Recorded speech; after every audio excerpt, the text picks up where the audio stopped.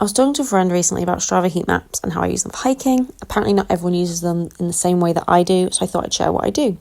So one way is in the planning of hikes. I use Strava heat maps as a gauge of if a path is usable or passable. So there are loads of reasons why a path may be impassable.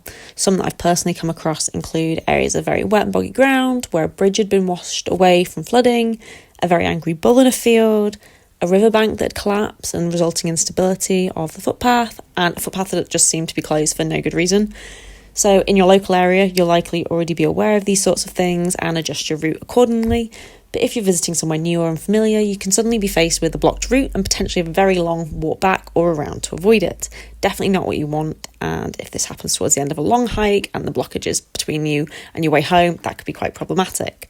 So to prevent this happening and to get that insider local knowledge, you can look at Strava's global heat map and see where people are actually walking.